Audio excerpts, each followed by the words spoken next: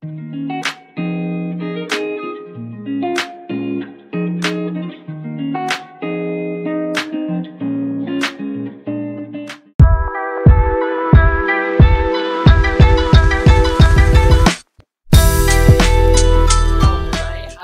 name is Cassandra Rawheisen, and this is the Dyslexia Podcast. I have Mrs. Alyssa Stoffer on here. So you want to go ahead and introduce yourself?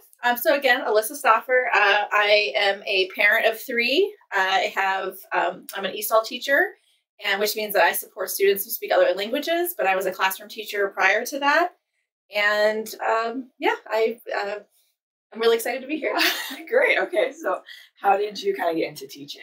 So I originally did not go to college for teaching. I was a music therapy major, and I graduated with a bachelor's in music therapy. And then I met my husband, who was in the military. We moved a lot, so I ended up changing careers when my babies were young, and got a master's in education. Oh, wow, that's cool. So what school did you get your master's at? So my bachelor's was at Montclair State University in New Jersey, and my master's is at University of Phoenix. Oh, cool. So Arizona. I was online. Oh, okay. I had babies. Oh, yeah. So it was all online. So what certifications do you have? So I am certified in the state of Virginia for ESOL, it's English support of other languages. And then I have trainings and a bunch of other things throughout the school intervention blocks and things like that. So Orton Gillingham, I know, is a big thing. So what is OG or Orton Gillingham? So Orton Gillingham is a methodology that uses multisensory explicit teaching through phonics. And it's sometimes used as both an intervention or as a tier 1 or as a teaching method. And I first learned about it when my own children were going through the intervention for their own disability. And then I begged my principal to get me certified and gave up a week of my last summer to get trained. Oh, wow, that's so cool. So when is it normally used in the school system? So it varies, and I'll speak from my personal experience. And that, so when I first saw it used was when my own child needed an intervention at school. They had done Wilson Foundations, which I'm also trained in. And not that we didn't see it working, but we weren't seeing the growth that we wanted as quickly. And the pandemic happened. So when the pandemic was over, we decided to try a different program. And that's also when the school they went to, we moved away from the foundations and went to the Orton Gillingham. And so after a year of them doing that, that's when I decided to get trained. I use it with students who do not have IEPs. I use it with students who are not special education. I use it with students who are just not reading at the rate we want them to by the time, 3rd, 4th, 5th grade. If they're still not reading on grade level, I've been using it as an intervention. In addition to their English language lessons, we've been using it as an intervention to see if we can get them to the reading that they need without having to go through local screening and doing all the testing and putting them on an IEP. We use it. I've used it, but my school also uses OG as part of IEP plans and part of services offered to students. Oh, wow. So they must have changed that because when I was that age, I had to get tested and everything to get that. So I think every school is a little different. So I'm on what's called an MTSS committee at my school. And so MTSS is a bevy of people, from the principal to the special education coordinators to classroom teachers to specialists like myself. And it's where we bring kids to the table to discuss I'm noticing this student's struggling here. What do they need? Which is a different grouping than a local screening committee that looks at kids to test them. So I think sometimes we hear more about the local screening committee because the schools, MTSS isn't talked about as much. Okay. There's so many kids going through the MTSS process that are getting support that aren't actually going through local screening yet. Okay. MTSS, is that a faster way to get things done? No, I don't think there's faster. I think and they're not a gateway. You can go to local screening without ever touching MTSS committee. MTSS is more of when teachers and school officials are looking for gaps and making sure that there's no student that we're not new, because some students are obvious in their struggle. Sometimes it's I know that student's struggling because, they're misbehaving or their test scores are low or whatever it is. And some students, their struggle, my two kids on IEPs have great grades. They get 3s and 4s on their report cards. They pass their SOLs, but they're struggling because they're not at grade level with their writing. And so unless you're paying attention to all the different aspects within a student's education, you may miss it. And so what MTSS is there for is for the group to kind of think collaboratively and to figure out, like, is every student getting what they need in our building? And if not, what can we do to help them get what they need? Okay. So is that in like all schools or just a couple? MTSS is throughout our county, throughout the entire county. I don't know. I only can speak to the one I'm a part of, and like that how we function. And so I think every school kind of functions a little differently, and how big or how small they are. Right. Our committee meets weekly. Like before school, we have meetings an hour long before school starts, and we talk about different students. So. Oh, wow, okay. I've heard of that before, so that's interesting. So Orton Gillingham, or what was it, Foundations? Foundations. Isn't that Foundations normally used for like younger kids? So Wilson Foundations, usually the Foundations is, I think, 2nd grade and below, and then Just Words is 3rd through 5th or 3rd through 6th. And so it just depends. And really, a lot of the methodology is similar. Orton Gillingham, even within itself, there's different companies that produce its curriculum. So how it's given is maybe different. I know within our training, some teachers were trained by one company and other teachers were trained by another, and the scope and sequence is a little different. But the idea behind it, the multisensory learning, the explicit phonics, the methodology of words, those are throughout the program, no matter where you're trained. Okay. So is OG normally used for dyslexia or any kind of disability? So I think from what I've seen, it's used a lot for students who are just lacking that phonological awareness or the phonics skills. I don't think that does fall. Dyslexic students do fall into that category, but I've seen it used with, just a non-specific learning disability, children without learning disabilities. We've seen it work.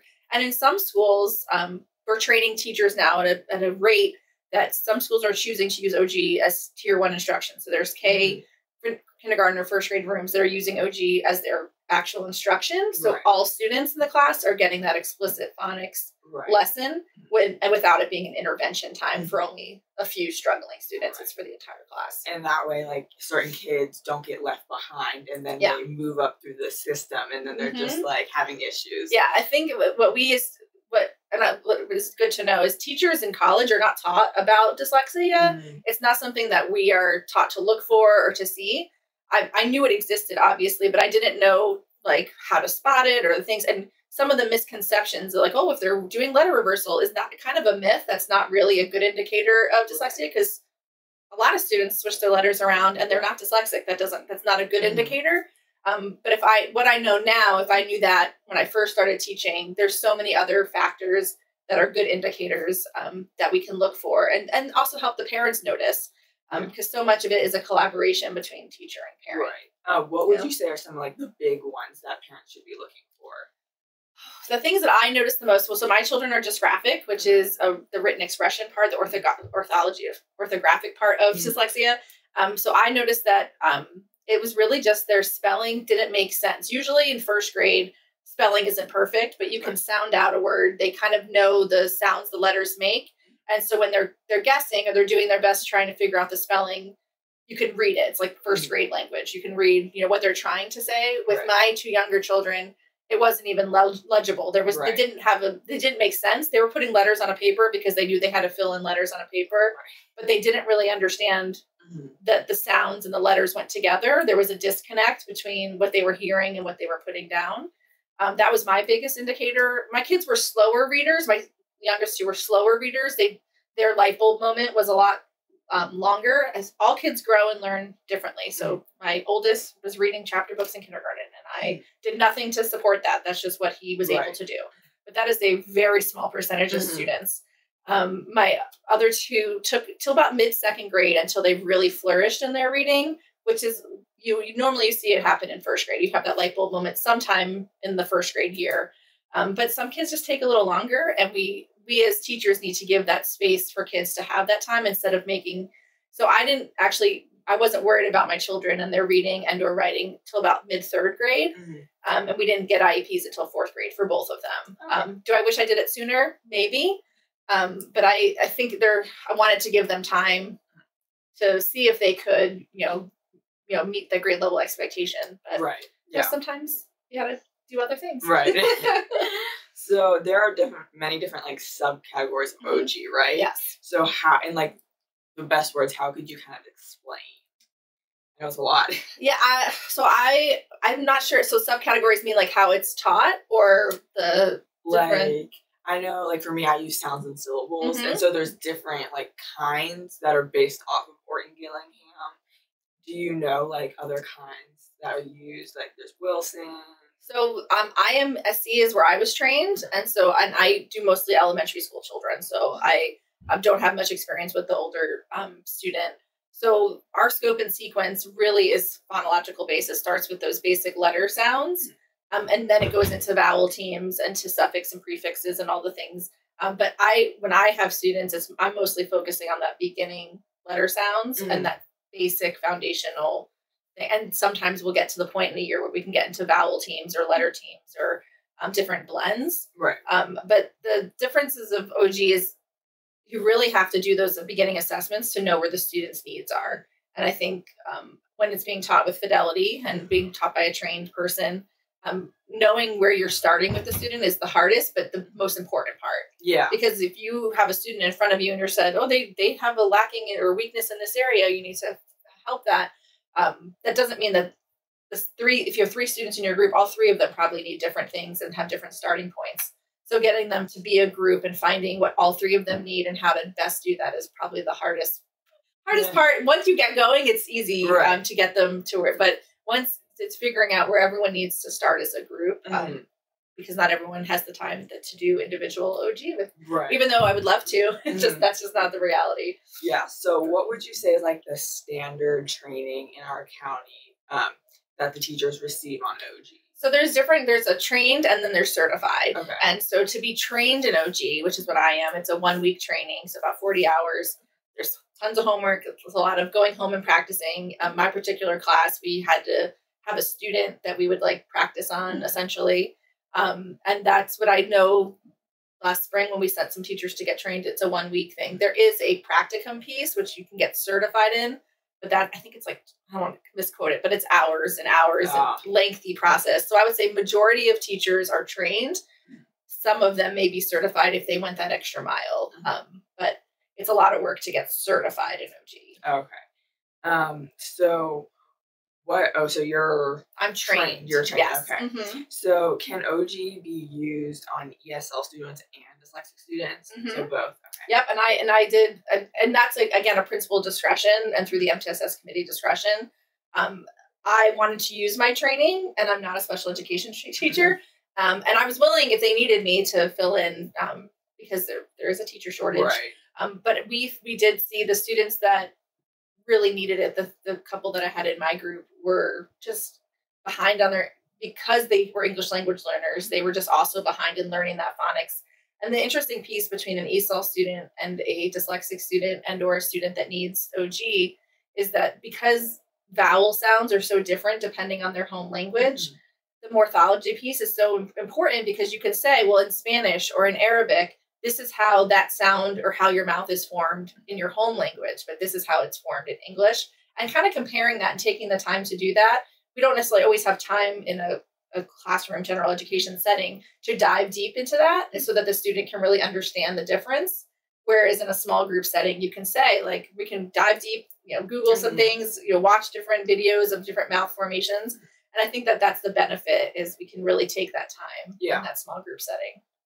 So, just for like parent info, like how should a parent get their child into a remediation program like that? So I always tell the teacher's your best buddy. Like the collaboration between the teacher and the parent is so important because the parent's the expert. No one can take that away from a parent. You're an expert in your child, and every teacher should be wanting as much information that parent can give them.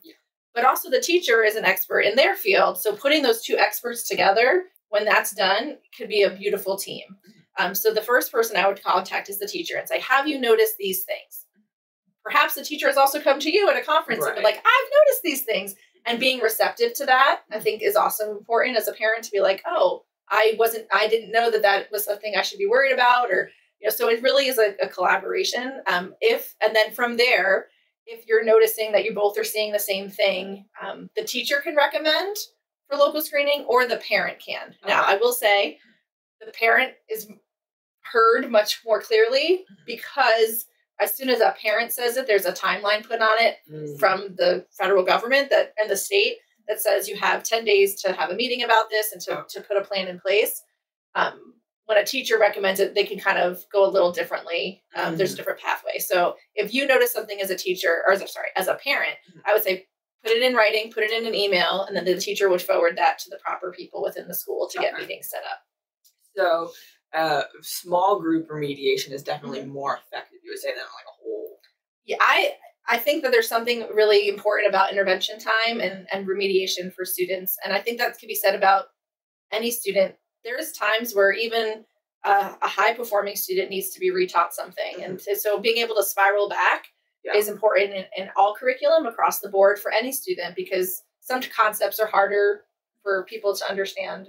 We need as teachers to remember it's not just about pushing forward in a pacing guide or in a curriculum, that we need to always be spiraling back and catching kids who maybe just need to hear it a little differently or review it one more time. Yeah.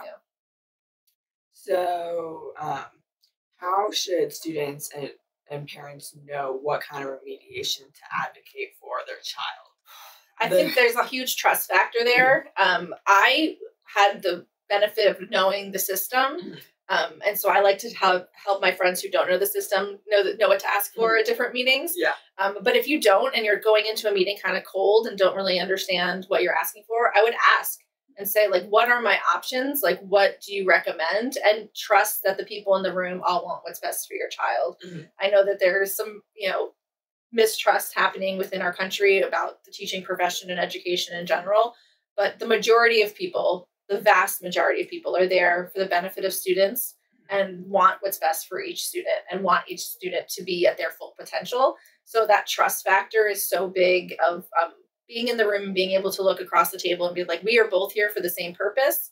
So what do you recommend? And then doing your own research, asking your friends, talking with your, the people around you in your community, because someone else, while children are all different, someone else is going through something very similar, and that you can collaborate with them as well. Right. So for a dyslexic student, what might OG look like? Even though every kid is very different, they're on different levels. So OG in general starts with, a lesson of the week. They review letter sounds. There's a multisensory aspect where you're both tactilely, writing it out, feeling it out, tapping it out. And there's also a written piece where they're encoding, decoding words. You're writing the spelling words for different vowel teams, let's say. So it just depends. It also depends on the time factor. OG with fidelity could take up to 60 minutes. Most small groups in school systems don't have 60 minutes of intervention. I have a 30-minute block that I usually try to fill. And even 30 minutes that's getting the child from their room to my room, doing the group, letting them back to their room. So sometimes it's 25 minutes. So while I do my best to do the program as best I can with fidelity, sometimes schedules and availability of the student, can hinder doing it to the best of what the program would like. So I think that just varies, and it varies weekly, daily, depending on the student. You may have a student that's really into their lesson that day and really welcoming of the intervention. And there may be a day where they're just not in the mood, and you have to kind of worry more about their social emotional health and be like, is something else going on today? Can we put this lesson aside and do something that maybe they're really stressed about, a writing assignment they didn't have time for in class, and you could focus on that for that day. So I think you have to always think of what's best for the student. So what I like to look at is the student's whole person and not just, be pushing curriculum or programs at them. Like, what else could we also be working on that may be more beneficial for that day? I definitely think at a younger age too, that's definitely much better. I remember when I was at that age, their solution was to pull me out during recess. Oh, and so that's not. Oh, sorry, put that on camera.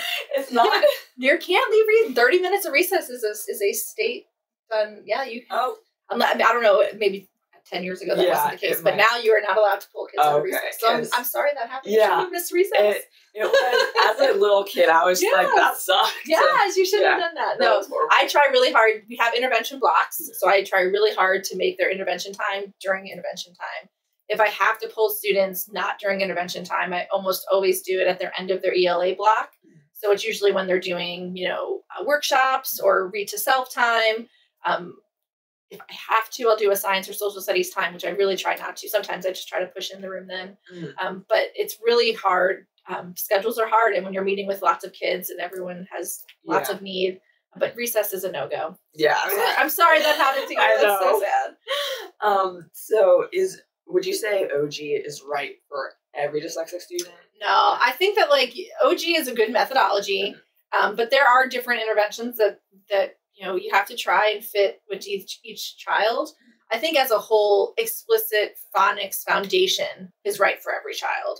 A systematic learning is right for every child. Even a child, I'll take my oldest, for example, who was reading in kindergarten.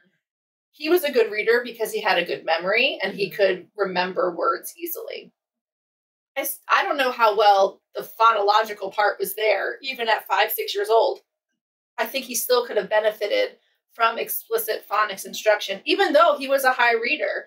So I think sometimes we think, they're a reader, they don't need, but we've even seen in some of our AAP classes, when we look at the data from different assessments, they could be in the AAP class and still have a weakness in phonological awareness because they didn't get that explicit instruction. So they're making by because of their intelligence, right? But they still have an area of growth that needs to happen. So it's interesting that to take a full picture, how we've been teaching reading in this country hasn't been the best in the last 10, 15 years. Yeah.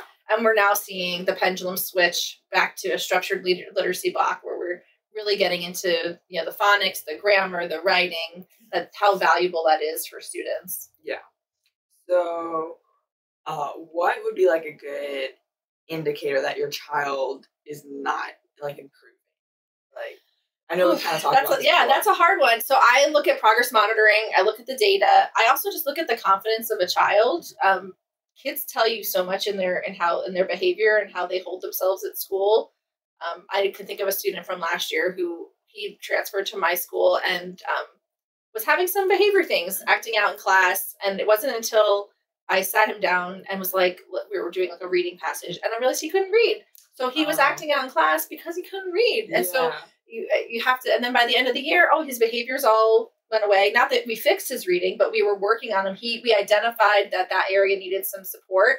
We were giving him that support, and his classroom behaviors not diminished completely, but improved greatly. So I think if we listen to each child and spend that time to really observe, again, the whole child, and listen, I think there comes a point, and obviously you're old enough, but even my 5th grader is old enough to say, I like this. This is how I learn best. And this is not helping my learning. And actually taking that and as their own expert, the parent's an expert, but that child's also an expert on what helps them learn. Yeah. And listening, I think, is so vital within that team collaboration, is hearing each person and having the ability to make steps based on listening to what that child needs. Okay. So last question. If you could change one thing about the school system regarding dyslexic students, what would it be? So I thought long and hard when you sent me the questions, and I think it would be early detection. There are some school districts in this country that are doing a good job at this, but I would say that where we currently are living does not. We know that 1 in 5 children are dyslexic. And I think the last statistic I said is that there was I don't want to misquote, but it was 40 million Americans are dyslexic and 2 million of them know it. That there are many, many students in our school district that are dyslexic that we have not identified. And that is maybe because they're figuring out ways to compensate for their areas of weakness. And I think that we need, as a school or as a society, we need to remove the stigma from the identification part and really get to kids in kindergarten, 1st grade, 2nd grade, and identify, even if we don't label it dyslexia, identify that they have tendencies towards, or we can see areas that could be, and that give them that intervention earlier. Yeah. So that we can help them. Because if you're not reading in 3rd, 4th, 5th grade, it is a detriment to your whole day. Because you can't read test questions. You can't keep up with science or social studies. You can't, just do any read to self time is just, looking at the wall because you can't read the words on a paper. So K1, 2, we have to really get these kids when they're young, when they're really showing the signs, so that as they progress in school, we know to keep watching them, to give them extra support, because it's such a difficult way. It's so much easier to catch it early and work on the foundations than to let it fester and to, have them get older. So that would be the thing I would love, is just that early detection piece. And I know that that's hard, and there's a huge change in people's thinking. Right. But I think that would benefit the students the most, is just being able to get it much sooner. Yeah, I mean, I really related to, I didn't even remember this, but just looking at the wall instead of reading. 6th grade, I would just have a book in front of me and just be like this. Yeah. Like, for 30 minutes. Yeah, because, and no one, and you were just like, I don't know, why I have a book in front of me? I don't know. It's just a prop. Yeah, that's crazy. Because I didn't even remember that. But yeah, it's like it needs to be detected way earlier. Otherwise, you're going to end up in high school before you know it. And you're going to be in this big battle with your county. And you're just like, I can't spell here. Like a 3rd grader. Can you help me, please? Yeah. So and it's so hard, because it's sad when things like that are missed, and we have to. I think we have to look at every student, and I hope that, and this is how I am as a teacher, and I hope other teachers are, and I hope other schools are. But what I love about how my school approaches students when they're struggling is that, even if they're not ESOL, even if I've never met this student in my life, when I see a student struggling, that student becomes a priority to me. Yeah.